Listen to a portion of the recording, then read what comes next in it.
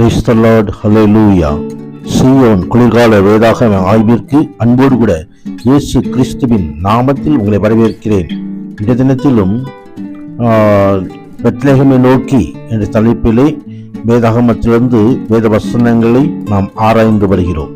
பெத்லகேமில் நடந்த நிகழ்வுகளின் அடிப்படையிலே இந்த 15 நாட்களும் தியான வேளையிலே ஈடுபடுகிற ஒவ்வொருவரையும் சர்வரும் தேவன் ஆசீர்வதிப்பாராக.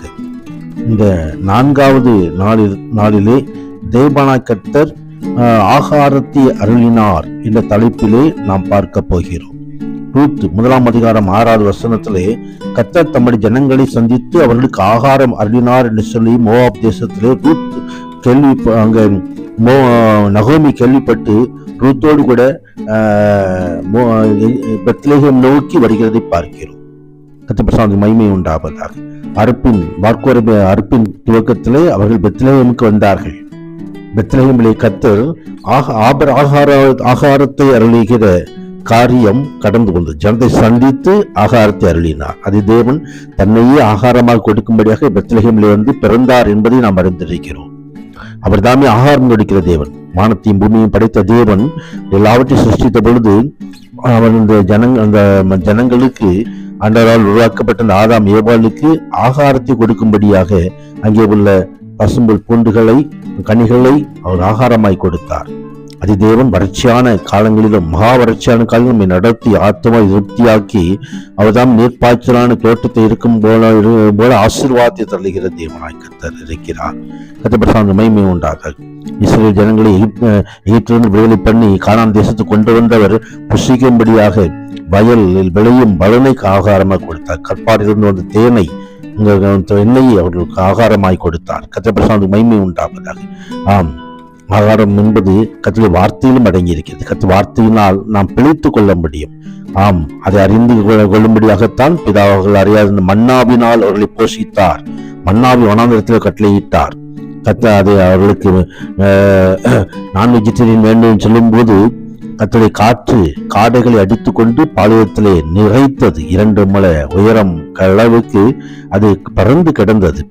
கர்த்தர் பரிசுநாமத்திற்கு மகிமை உண்டாவதாக. ஆம், அற்புதங்களை செய்து தன் பெண்களை போஷிக்கிற தேவன். இன்றைக்கும் அவர் நம்மை போஷிக்கிற தேவனாக இருக்கிறார். கர்த்தருக்கு பயந்து தம் கிருபை காத்திருக்கிற ஆத்மாக்களை மரணத்துக்கு விளைவீடு காவிக்கும் பஞ்சத்தில் உயிரோடு காக்கவும் கண்கள் நம்மில் நோக்கமாயிருக்கிறது. அதைத்தான் சங்கீதக்காரர் 33ஆம் சங்கீதத்தில் எழுதி வைத்திருக்கிறார். கர்த்தர் பரிசுநாமத்திற்கு மகிமை உண்டாவதாக.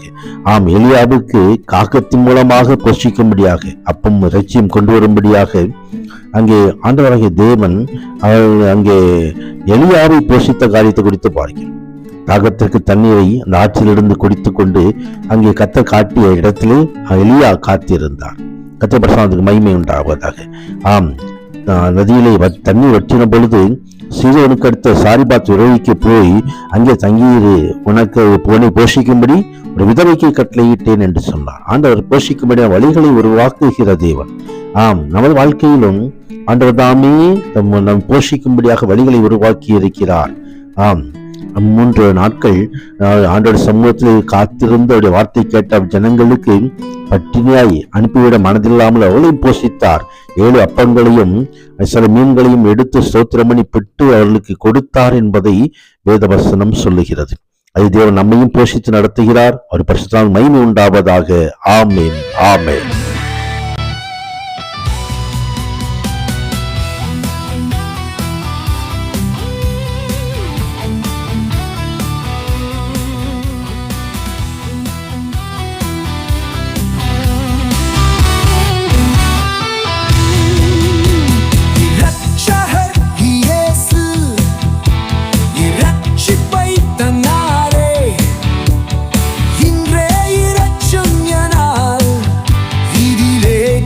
Cool.